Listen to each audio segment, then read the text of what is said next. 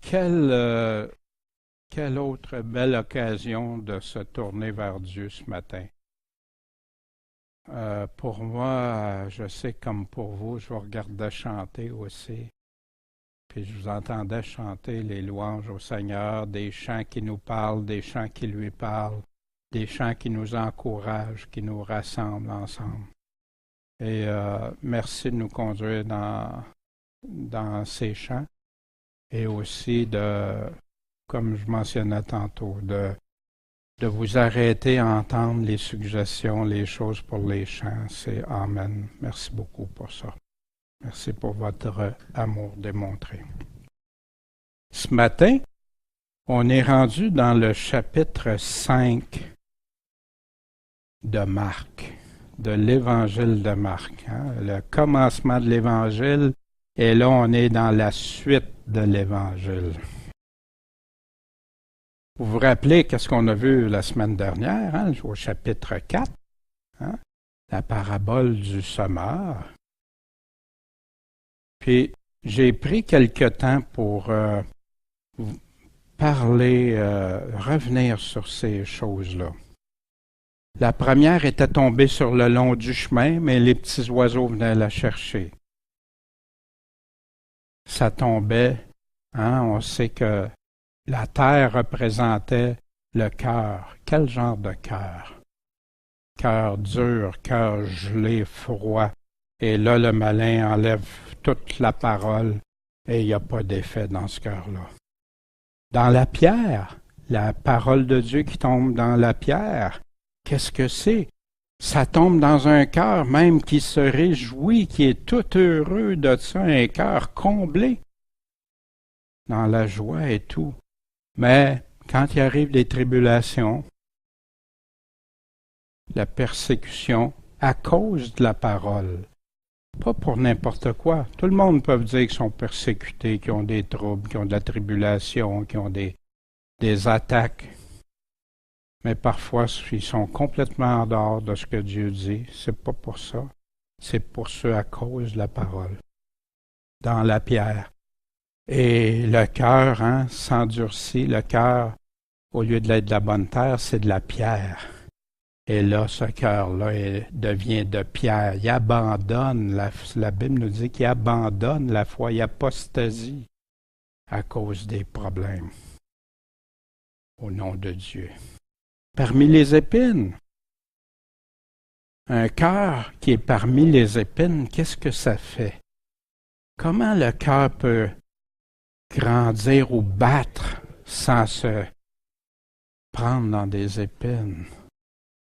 Quelles sont ces épines-là? Les inquiétudes, les soucis de la vie. Ma vie, là, aujourd'hui, je n'ai pas fait ça. Telle autre affaire, c'est la vie qui prend le dessus. C'est plus Dieu. C'est nos soucis, nos ennuis, les richesses du monde. Le monde, les séductions du monde. Puis là, le cœur devient quoi? Partagé entre Jésus puis ma vie actuelle, ma vie là dans le monde. Qu'est-ce qui se produit? C'est que ton cœur est partagé, puis éventuellement il est complètement séparé de ton Seigneur. On ne peut pas servir Dieu et Mammon. Mais ceux que la parole tombe dans un bon cœur, dans la bonne terre, dans un cœur honnête et bon, que Jésus nous dit, qui entend, qui comprend et qui met en pratique. Ça, c'est ceux qui tombent dans la bonne terre. Jésus nous dit, vous vous souvenez, de faire attention comment on entend. En passant, est-ce que vous avez fait cette semaine ce qu'on partageait de souligner toutes les fois qu'il y a le mot comprend, entend, ceux qui ont des oreilles, tout ça?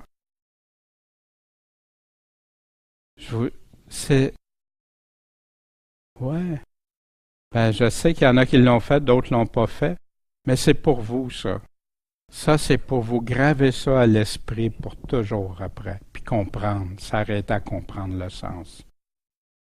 Comment sont nos oreilles? Est-ce que j'entends? Est-ce que je suis à l'écoute?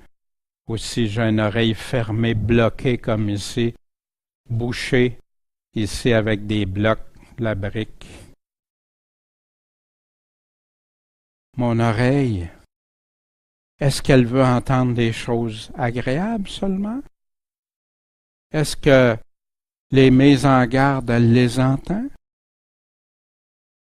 Est-ce qu'elle entend la bonté et la sévérité de Dieu? Est-ce que les choses agréables seulement que les promesses? Mais ce qui me dérange, je ne veux pas les entendre, il ne faut pas que ça me dérange. Les mises en garde. Savez-vous ce qui est rendu très commun chez beaucoup de chrétiens? Les mises en garde sont jamais pour eux. J'ai accepté Jésus dans mon cœur, fait que maintenant j'ai pu. Non, c'est pas pour moi, c'est tout pour les autres. Jésus nous dit quoi, par contre? Que celui qui a des oreilles entende. Puis prenez garde de la façon que vous écoutez, parce que celui qui croit avoir, on peut même lui enlever. On va même lui enlever, qui nous dit. Est-ce que je suis attentif? Puis la bonté, la sévérité, est-ce que je suis conscient? Est-ce que j'entends juste l'amour, la miséricorde, la bonté? Ou si j'entends aussi la gravité, les conséquences, puis comment Dieu est un Dieu qu'on ne trompe pas, puis qu'on doit avoir la crainte de Dieu, la crainte de vivre dans le péché, ou la crainte d'être orgueilleux face à Dieu. On avait vu aussi une lampe. Une lampe, c'est-tu fait pour être caché? On ne cache pas une lumière. On la met en évidence pour qu'elle éclaire. Puis Jésus rajoute, tout va être dévoilé. Il n'y aura aucun secret. Puis il nous dit, vous êtes la lumière du monde. Pourquoi qu'on est la lumière? Parce que lui est la lumière, puis de qui on reflète? De Jésus.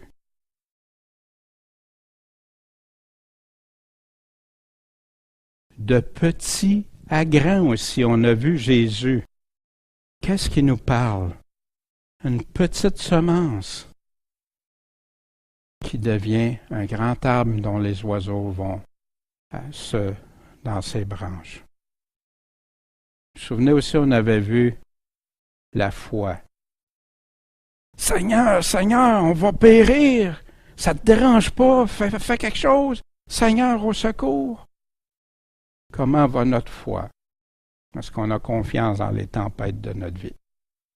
Et ça, c'est ce qu'on a vu le chapitre de la semaine dernière. Mais je pensais pas, vu que la parabole des semences, Jésus nous dit, comment on va comprendre les autres si on ne comprend pas bien celle-ci? Que c'est important d'y revenir avec des images pour que ça nous reste. Marc chapitre 5. On débute notre chapitre 5. Fait que là, ils sont arrivés de l'autre côté, vous vous souvenez? Ça, c'est tout de suite après la tempête que Jésus a calmé, qui était dans la chaloupe avec eux, puis ils arrivent de l'autre côté. Ils arrivent de l'autre côté, dans la contrée des Gadaréniens. En passant, quand ils nomment les places, ça peut avoir différentes informations intéressantes, mais ici aussi, ça nous confirme bien que tout le récit qui est dans Luc 8, 26, c'est exactement au même endroit.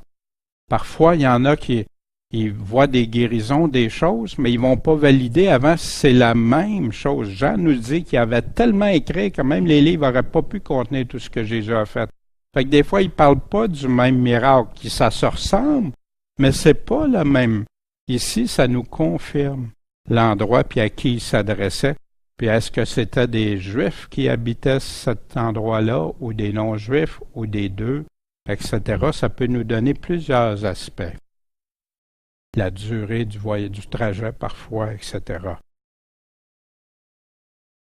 Et au verset 2. Et aussitôt que Jésus fut descendu de la barque, qu'est-ce qui est arrivé? Un homme possédé d'un esprit immonde est sorti des sépulcres et est venu au-devant de lui. Jésus vient tout juste d'arriver. Puis, qu'est-ce qu'il y avait de particulier, celui qui avait cet esprit-là? Il faisait sa demeure dans les sépulcres, dans les cimetières. Et personne ne pouvait le tenir attaché, lié. Même pas avec des chaînes. Wow, quelle force surhumaine! Puis beaucoup de cas de possession, les gens sont extrêmement forts, c'est incontrôlable.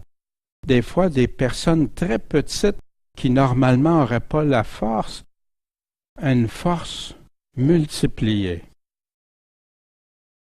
Car souvent, ayant eu les fers aux pieds et ayant été lié de chaînes, il avait rompu les chaînes et brisé les fers. Puis personne ne pouvait le dompter. Il n'y a rien à faire avec ça. Tout le monde est au courant de ça. Qu'est-ce qu'on fait? Il faisait peur à tout le monde. Tout le monde était terrorisé par. Qu'est-ce que tu fais? Tu réussis à le maîtriser quand ça se calme, puis après ça, il se redéchaîne. Wow! Verset 5. Et il demeurait continuellement nuit et jour sur les montagnes ou dans les sépulcres. Et dans les sépulcres. Luc 8, 29 nous donne un petit détail de plus. Et il était emporté par le démon dans les déserts. Le démon l'amenait dans le désert. Et quand il a vu Jésus de loin, il a accouru, puis est venu se mettre à genoux devant Jésus. Puis, assez spécial, c'est lui qui court en puis dit, à haute voix, « Qu'est-ce qu'il y a entre toi puis moi, Jésus? Fils du Dieu très haut. » À plusieurs reprises, on voit les démons qui affirment Jésus comme fils de Dieu. La femme, vous vous souvenez, dans les Actes avec l'esprit de Python. Ah oui, ils disent la vérité, mais pas toute. Puis là, il l'affirmait, il reconnaissait que Jésus, fils du Dieu très haut. Je te conjure, par le nom de Dieu, de ne pas me tourmenter. Viens pas me tourmenter. Pourquoi tu es là? Parce que Jésus est en train de lui dire, Esprit immonde, sors de cet homme. Jésus lui a demandé, comment t'appelles-tu? Et l'Esprit répond, je m'appelle Légion, qui veut dire un grand groupe. On avait déjà vu une légion, le nombre de soldats que ça comprend. Car nous sommes plusieurs. Fait que cet homme-là n'avait pas seulement un démon, il y avait plusieurs démons en lui. En passant, le mot démon, des fois au singulier, peut représenter Satan, le malin, tout ça, ou peut représenter ces anges qui sont avec lui. Et il le priait instamment de ne pas les envoyer en dehors de cette contrée. Demandait à Jésus, il reconnaissait-tu l'autorité de Jésus? Il savait que Jésus, Seigneur, le Fils de Dieu, pourquoi qu'il est venu nous voir? Puis là, en plus, il peut nous envoyer, il a la pleine autorité. Dans Luc 8, 31, et il le priait de ne pas commander d'aller où? Dans l'abîme, où il y a déjà des anges que dans Jude nous parle et ailleurs, qui sont enchaînés dans l'abîme. Il y en a d'autres qui vont l'être. Satan va y être aussi au bout des... quand Jésus revient, puis pour le millénium, il va être enchaîné dans l'abîme. Verset 11. Or, il y avait là, vers les montagnes, un grand troupeau de pourceaux qui paissaient, des cochons laissés pour se nourrir. Et tous les démons le priaient en disant, « Envoie-nous dans ces pourceaux pour qu'on y entre. » Puis Jésus leur a permis, aussitôt. OK, accordé. Imaginez, Qui pourrait dire ça? Qui peut dire ça à des démons sinon l'Esprit de Dieu? Et parfois des hommes de Dieu aussi qui peuvent le faire, mais on viendra à ça. On va le voir vers la fin de Marc aussi. Qu'est-ce que ces troupeaux de porcs? Lévitique 11.7 disait dans la loi. Le porc, il disait quel animal était pur puis impur, quel il pouvait manger et pas manger. Le porc, car il a l'ongle divisée et le pied fourché, mais il rumine pas. Fait que donc, s'il rumine pas, il vous sera souillé. Vous ne mangerez pas de leur chair, vous ne toucherez pas leurs cadavres, ils vous seront souillés. Deutéronome 14.8 répète aussi, le pourceau aussi, parce qu'il a l'ongle divisée, mais il ne rumine pas, il vous sera souillé pour vous, impur. Vous ne mangerez pas de leur chair et vous ne toucherez pas à leurs cadavres. C'est-tu interdit qu'il y en ait? C'est pas ça que la Bible dit, mais il dit, vous en mangez pas, puis vous y touchez pas. Ces troupeaux de porcs-là étaient... l'Empire romain, eux, en mangeait, les nations en mangeaient du porc.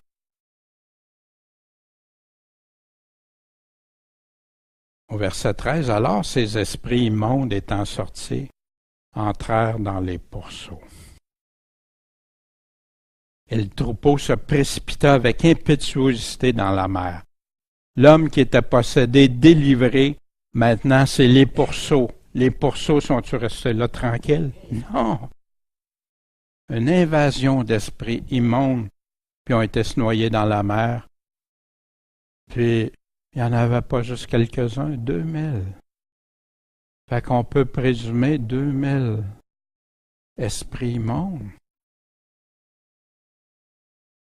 Et ceux qui paissaient les pourceaux, imaginez dans un homme la force, les phénomènes qui devaient se produire. Puis on va voir pourquoi. Et ceux qui paissaient les pourceaux, quand ils ont vu ça, se sont enfuis. Puis ont été apporter la nouvelle dans la ville, puis par la campagne. Imaginez. Tu t'occupes de ces troupeaux-là, 2000 cochons, puis tout à coup, un phénomène comme ça survient. Wow! T'es-tu impressionné? Les esprits immondes, les démons. Dans Luc 11.24, Jésus nous parle. Quand un esprit immonde est sorti d'un homme, il s'en va ailleurs, dans un lieu aride. Vous vous souvenez, quand il envoie-nous pas ailleurs. Fait qu'ils ont demandé à Jésus d'aller dans les pourceaux après, pour pas aller dans l'abîme. Mais ils font quoi? Ils cherchent du répit, du repos.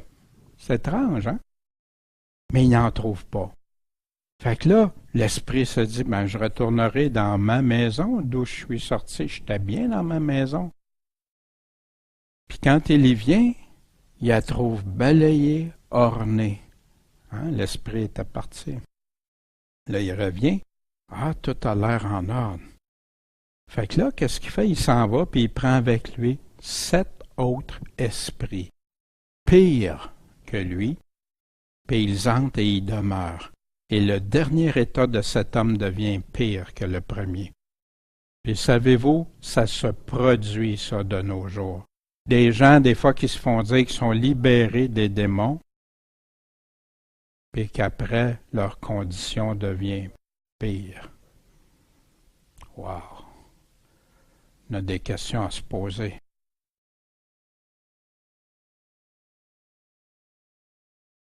Matthieu 8, 32. Et il leur dit, allez, et étant sortis, hein, c'est la répétition de ça dans Matthieu, ils allèrent dans le troupeau de pourceaux. Et aussitôt, tout le troupeau de pourceaux se précipita avec impétuosité dans la mer, et ils moururent dans les eaux. C'est des effets et de la puissance des démons. Il y en a plusieurs. Quand on lit l'Évangile de Marc, c'est répété à répétition, on n'a pas fini d'en voir. Jésus est venu délivrer, libérer. Puis, il y a des personnes qu'on voit aujourd'hui qui ont des problèmes qu'on appelle simplement maladies. Je ne suis pas en train de dire que toutes les maladies, c'est des cas de possession, mais beaucoup en sont, puis on traite ça comme étant la maladie. Matthieu 9, 33. Et le démon ayant été chassé, le muet parla. Ça se peut qu'il y ait une condition médicale qui empêche quelqu'un de parler, mais ça se peut que ce soit un démon aussi qui l'empêche de parler. Et le peuple étant dans l'admiration disait, rien de semblable n'a jamais été vu en Israël. Wow! Dans Jean 8, 44, le Père dont vous êtes issus, votre Père, c'est le diable, Satan. Et vous voulez accomplir les désirs de votre Père. L'auteur de vous, votre vie, lui appartient. Il a été meurtrier dès le commencement et il n'a pas persisté dans la vérité. C'est étrange, hein? Il connaissait la vérité. Il a fonctionné dans la vérité pour une partie, mais après ça, il n'a pas persisté, puis parce qu'il n'y a pas de vérité en lui. Quand il dit le mensonge, il parle de son propre fond, de son cœur au malin, car il est menteur et le père du mensonge. Fait que beaucoup pensent que le malin va toujours juste mentir. Non. Retournons à Adam et Ève. Il a dit une part de vérité, mais une part de mensonge. Dieu sait que vos yeux vont s'ouvrir. Sont-ils ouverts, leurs yeux? Ben oui. Vous allez connaître le bien et le mal, hein? C'est vrai. Mais dans quelles conséquences et tout ça? Esprit immonde. 2 Corinthiens 2,11. Est-ce que pour le chrétien moderne, on n'a plus à s'occuper de ça? Ça n'a plus d'influence. Beaucoup de chrétiens, je suis au Seigneur, fait qu'il il n'y a pas de danger. Si je fais attention à ce que la Bible dit, il y en a qui vont se servir des versets, je voyais Satan descendre, puis oui, on a été victorieux, puis tout ça. Mais Dieu a écrasé Satan, il a écrasé la mort que Satan peut donner aussi, le péché. Mais il y a plein de passages qui nous disent autre chose, afin que Satan n'ait pas le dessus sur qui? Sur les non-chrétiens. Non, sur nous. Car nous n'ignorons pas ses desseins, on n'ignore pas ses plans. Qu'est-ce qu'il veut le malin pour nous autres?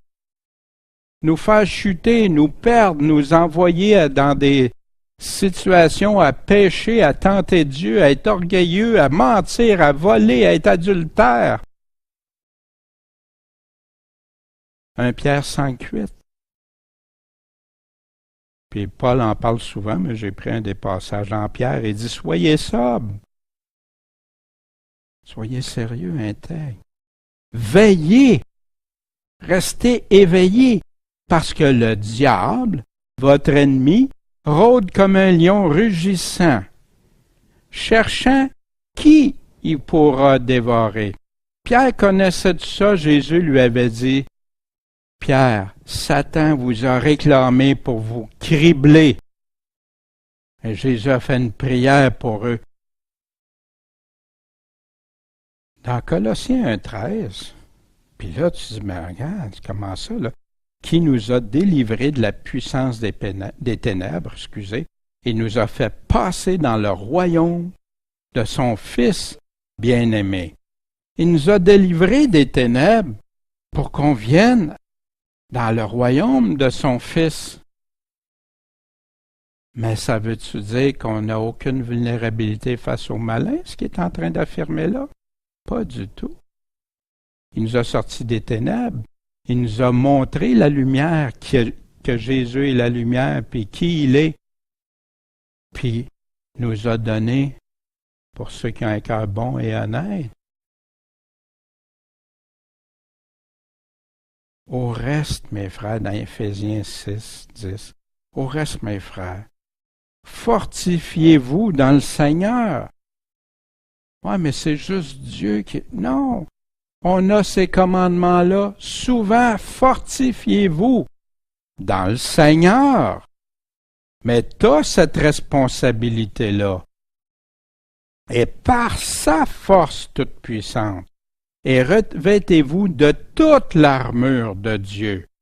Vous vous souvenez de l'armure de Dieu? Hein? La ceinture de vérité.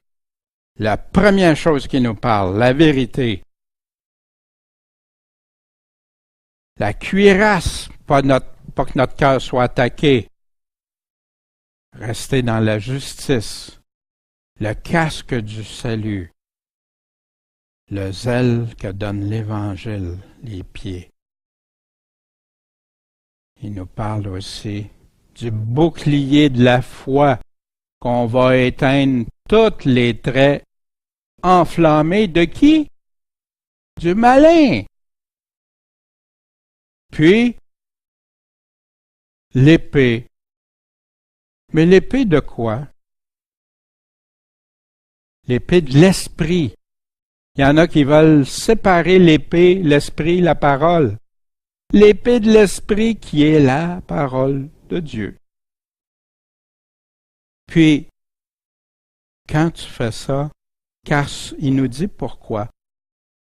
Parce que c'est pas contre la chair et le sang qu'on a à combattre devant, mais contre les principautés, contre les puissances, contre les princes des ténèbres de ce siècle, contre les puissances spirituelles de la méchanceté dans les lieux célestes.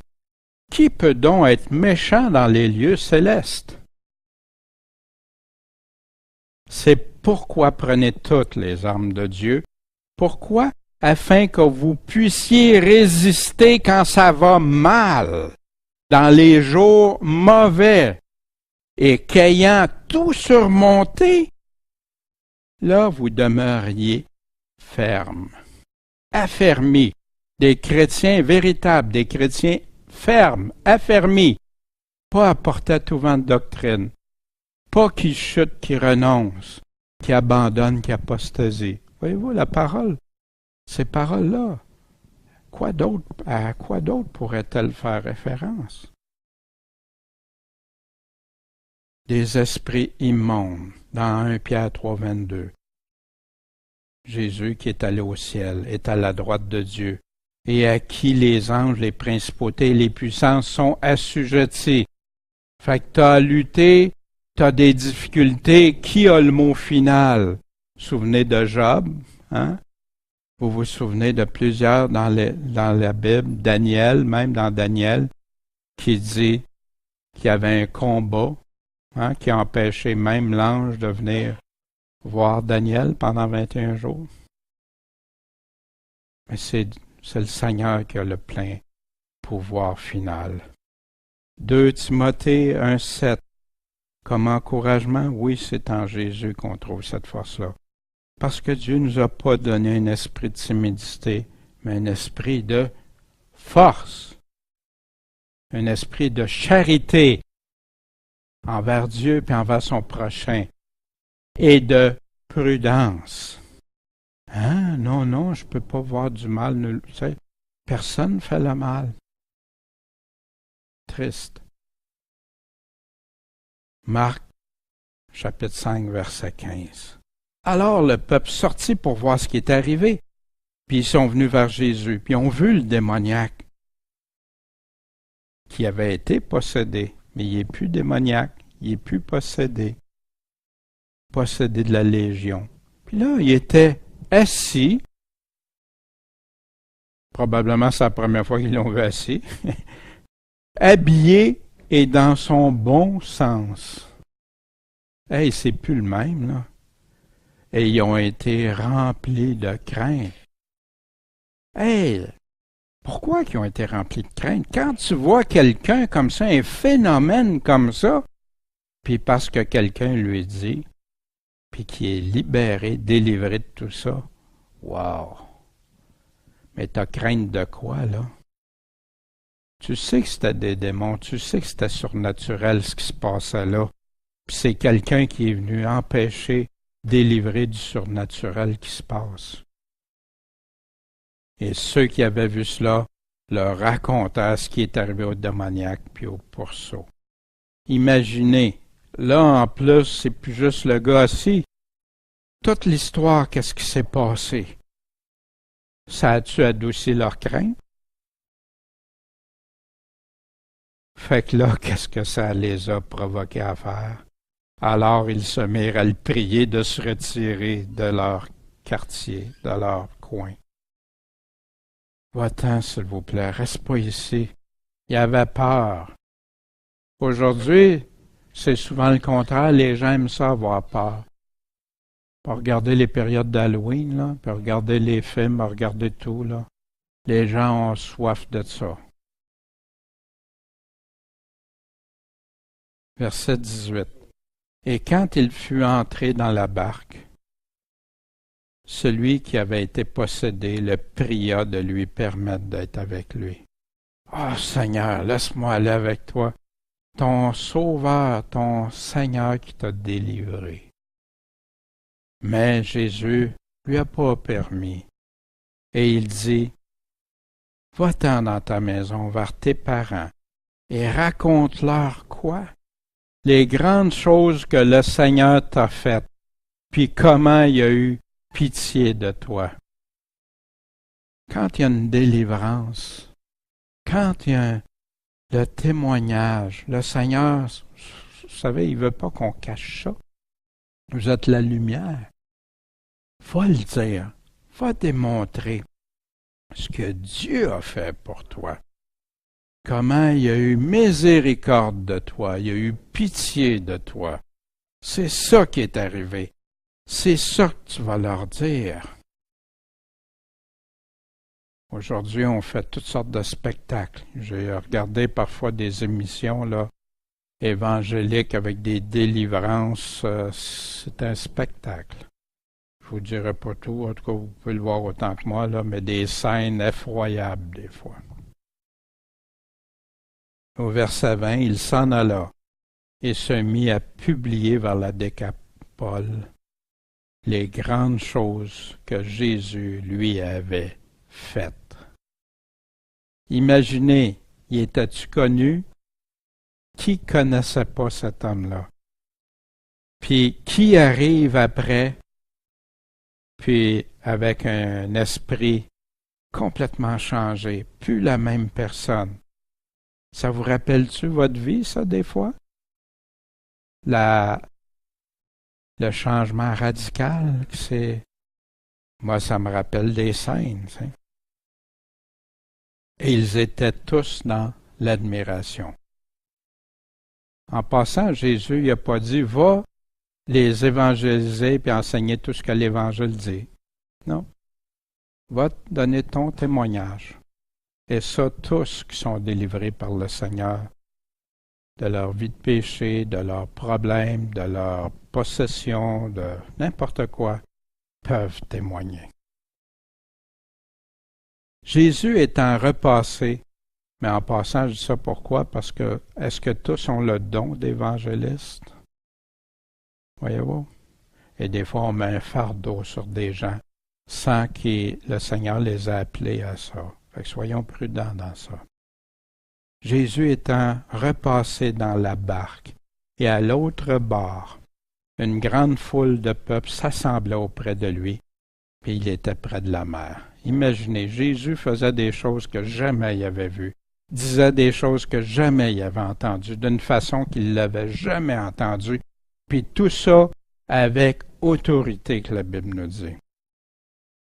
Là, il y a un des chefs de la synagogue, un nommé Jairus, qui est venu, puis l'ayant vu, se jeta à ses pieds et le pria instamment en disant « Ma petite fille est à l'extrémité.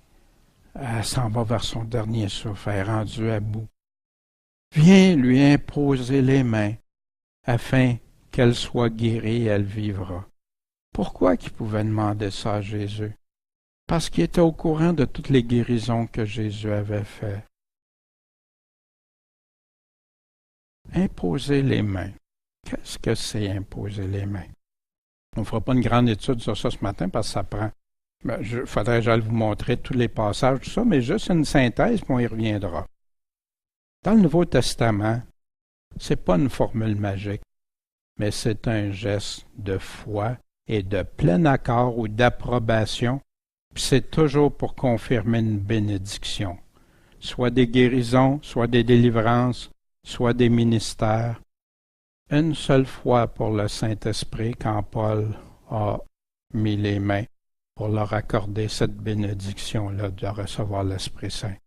Les autres fois, tu vois même pas ça, que même l'Esprit Saint décide de lui-même comment il vient transformer, donner la nouvelle naissance et changer des cœurs.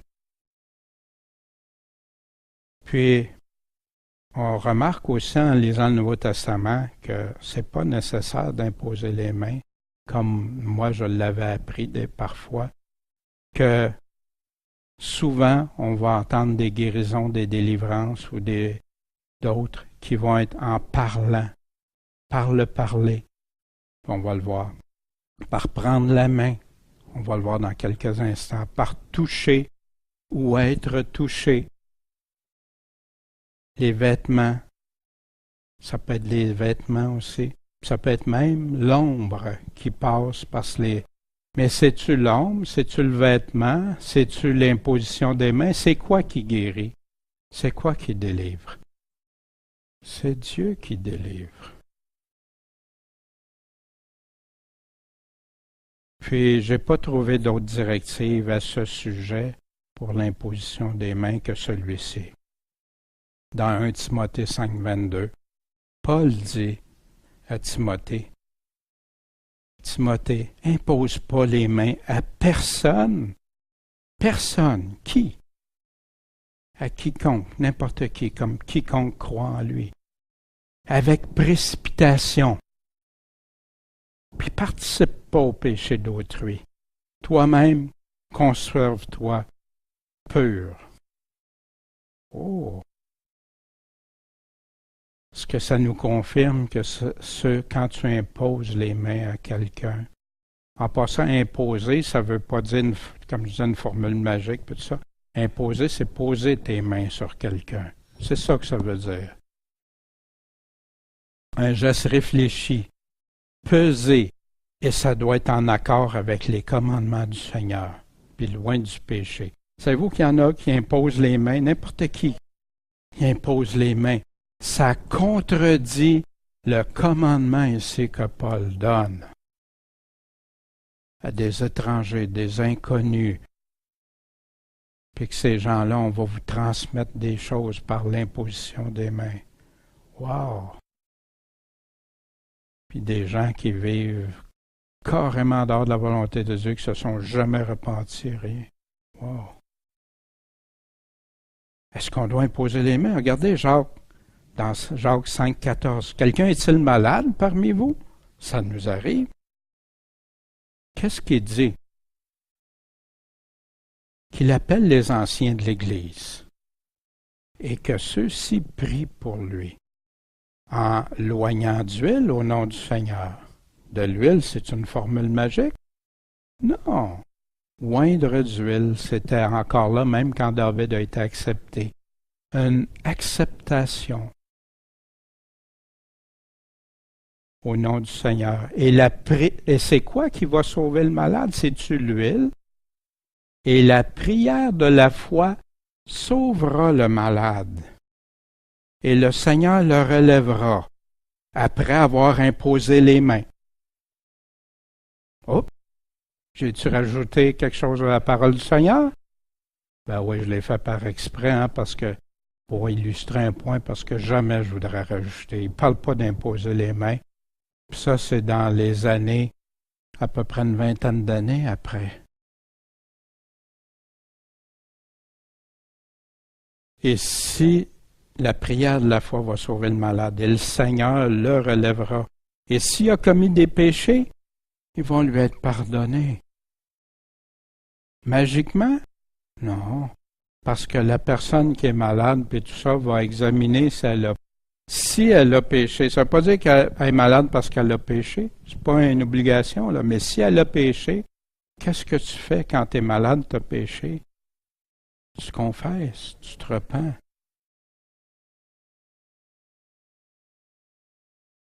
Non. Le malade est guéri par la foi en Dieu.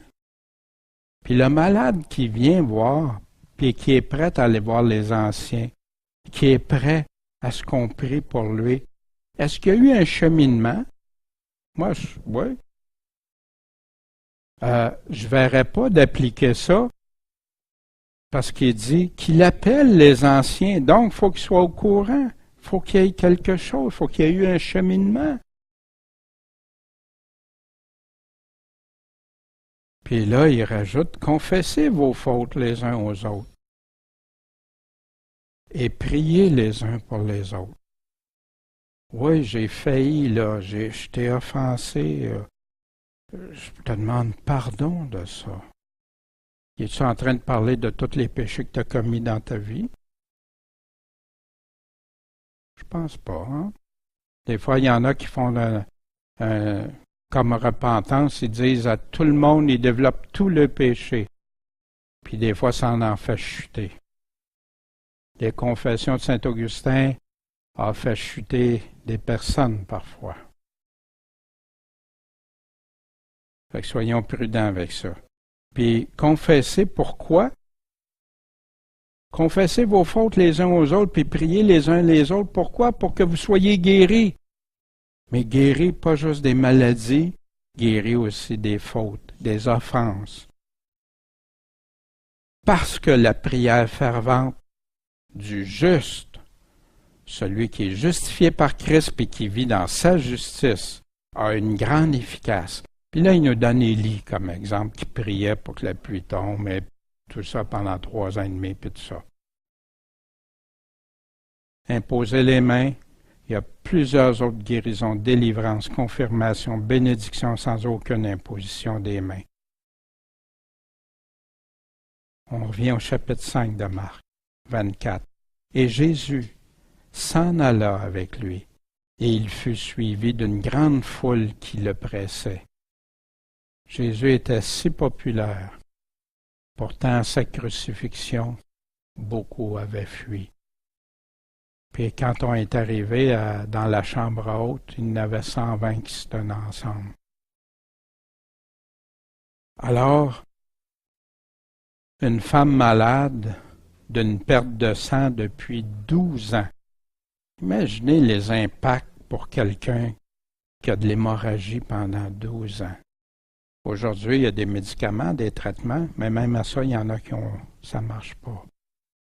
Qui avait beaucoup souffert entre les mains de plusieurs médecins. Est-ce que cette femme-là avait cherché, puis avait dépensé tout son bien, tout ce qu'elle avait, elle l'avait donné pour être guérie, soignée. Mais, au contraire, ça n'y a pas donné aucun soulagement, mais ça l'a empiré.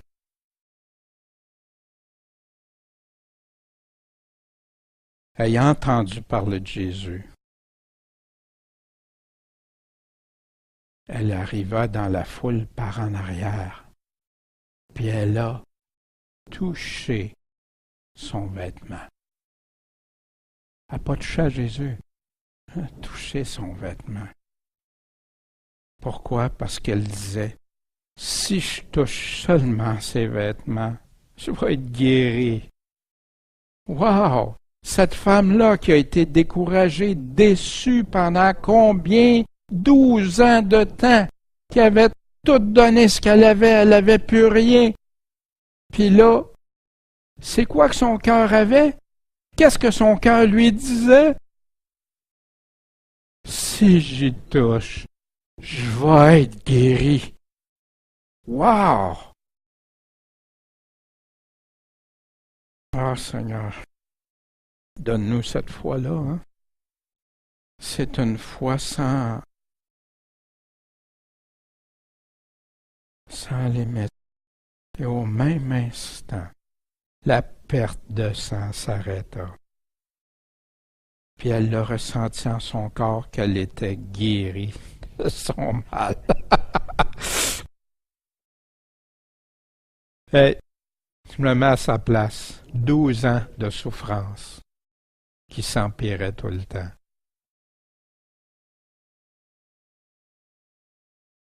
Aussitôt, Jésus, connaissant lui-même la vertu, la puissance. La vertu, il y a deux significations dans le Nouveau Testament. Soit quand on parle de la vertu de Dieu, la puissance de Dieu, ou la vertu de vivre selon la piété, qui était sorti de lui, se tourna dans la foule, puis en disant, « Qui a touché mon vêtement? » Fait que là, on dit, ben Seigneur, tu sais comment ça, tu sais pas tout, tu sais. Mais continuons. Nous autres, on pense ça, mais ses disciples, ils ont pensé quoi? Tu vois que la foule te presse, puis tu dis, qui m'a touché? Voyons donc, Seigneur, il y a plein de monde qui t'ont touché. Puis là, Jésus regardait tout autour pour découvrir celle qui avait fait cela. Il voulait voir. Il savait-tu? Ben oui, il savait. Il veut la voir. Il veut la regarder, la voir.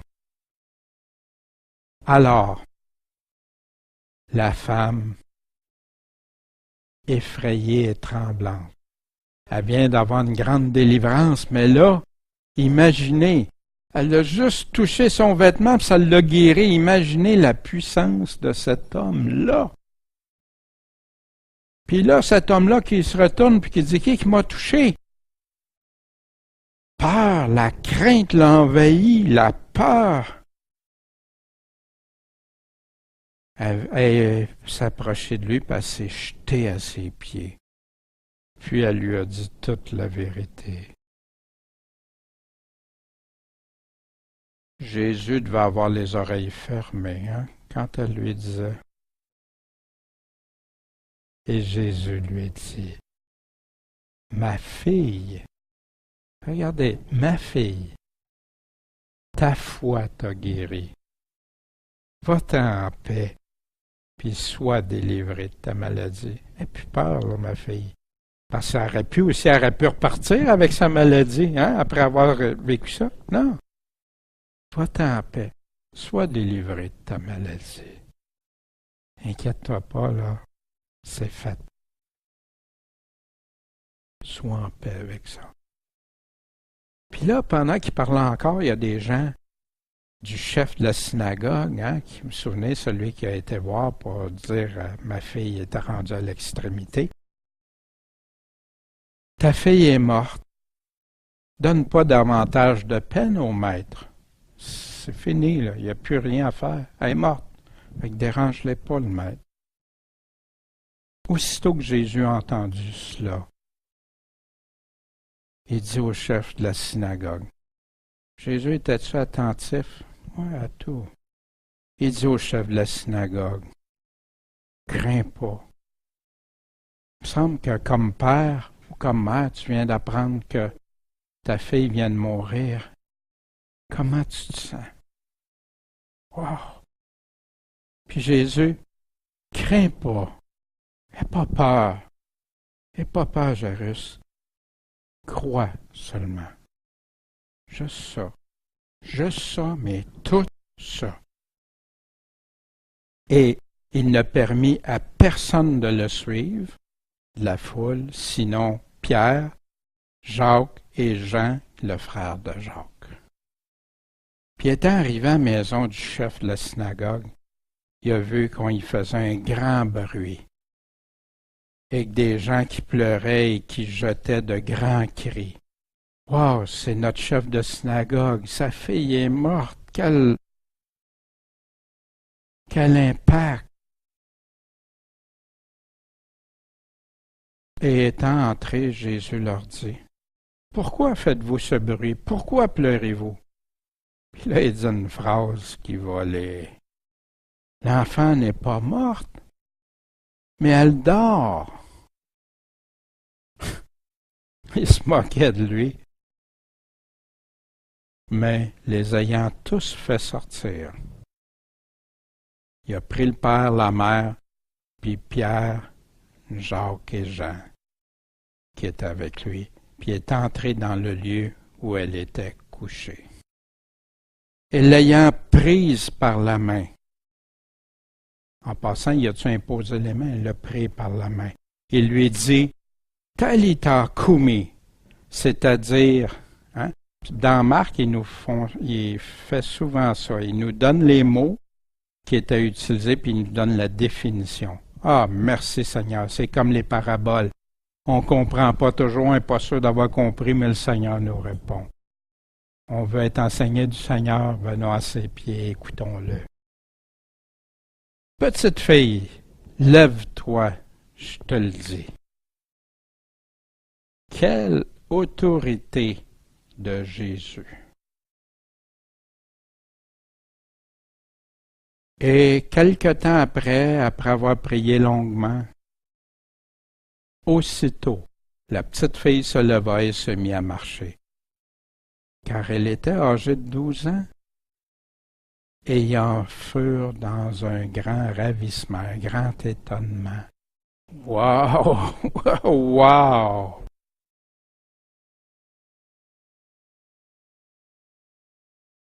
Et il leur commanda fortement que personne ne le sache. Et il dit qu'on donne à manger à la petite fille. Elle a besoin de prendre des forces, donnez-la à manger. Allons voir ce que les pasteurs, professeurs, dans leurs arguments et réflexions, ceux-ci de Osterwald, donnaient suite à ce chapitre 5. L'histoire du démoniaque est tout à fait digne d'attention. On y voit d'une manière sensible l'empire que les démons exerçaient alors sur les hommes. Mais pour moi, c'est pas juste alors, c'est tout le temps d'actualité. J'en ai la pleine conviction. Et d'ailleurs, à un moment donné, quand on va aborder les cas de ces cas-là, je vous partagerai des témoignages en rapport avec ça. Mais on y voit aussi, on y voit d'une manière sensible l'empire que les démons exerçaient alors sur les hommes par la permission de Dieu. Mais on y voit aussi que Jésus-Christ avait un souverain pouvoir sur eux, qu'il devait détruire le règne du diable et qu'il était toujours prêt à déployer sa puissance en faveur de ceux qui avaient besoin de son secours. Quand Dieu permet, qu'est-ce que ces personnes-là ont fait souvent? Ils ont été dans des sciences occultes, ils ont désobéi à Dieu. Parfois, c'est pas eux, c'est leurs parents. Et ça, justement, on verra ça, c'est leurs parents qui ont amené ça dans la famille. Des jeunes qui ont joué au Ouija, des personnes qui ont... je regardais, il y a des émissions pour invoquer les morts à la télévision. N'importe qui peut appeler. Wow! Mais Dieu est toujours prêt à déployer. Notre Seigneur, après avoir délivré ce démoniaque, a permis aux démons d'entrer dans les pourceaux et de les précipiter dans la mer, afin de faire voir que cet homme avait été véritablement possédé du démon. Wow! Il n'est pas juste délivré, là, on voit le fruit de ça, cette possession-là ailleurs, et de prouver par ce moyen la vérité et la grandeur du miracle qu'il venait de faire. Il le fit aussi pour montrer que les démons ne pouvaient rien faire que par sa permission et pour châtier les habitants de ces quartiers-là, lesquels, selon que cela est dit dans cette histoire, ne voulurent pas souffrir ou endurer le Seigneur parmi eux. Nous devons bénir Dieu de ce que, depuis la venue de Jésus-Christ, le diable n'a plus le pouvoir qu'il avait autrefois sur les hommes.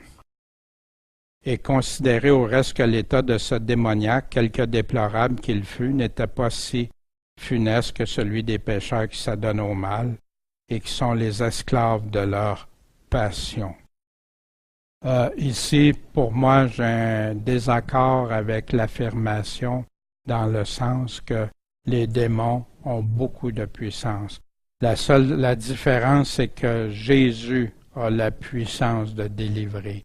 C'est à Jésus qu'on doit aller, mais les démons ont de la puissance, et même c'est parce que sinon, ça contredirait ce que l'Évangile ou ce que même l'Apocalypse nous dit, qu'il va y avoir des séductions comme jamais, des puissances, et tout ça comme jamais sur la terre. Fait qu'ici, je vous le présente parce que je ne peux pas en arriver à tout à fait la même conclusion.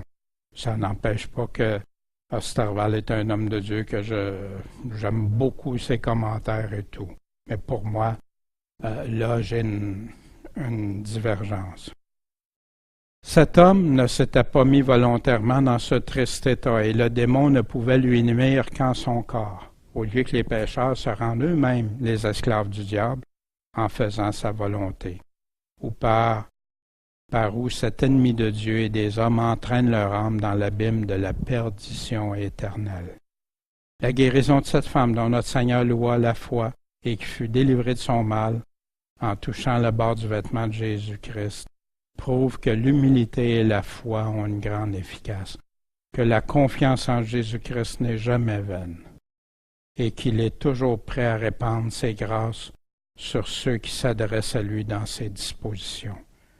La souveraine puissance de notre Seigneur paraît avec encore plus d'éclat dans la résurrection de la fille de Jaïrus, sur quoi il faut considérer que Jésus-Christ, qui rendait la santé aux malades, rendait aussi la vie aux morts, et cela non seulement pour montrer d'autant mieux sa puissance infinie, mais aussi pour confirmer les promesses qu'il nous a faites dans l'Évangile de nous ressusciter au dernier jour.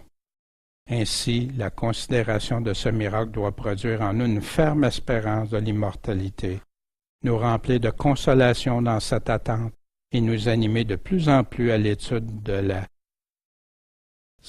la sainteté, je crois que c'est sainteté, et des bonnes œuvres, afin que nous puissions avoir part à cette résurrection bienheureuse que Jésus-Christ nous a promise.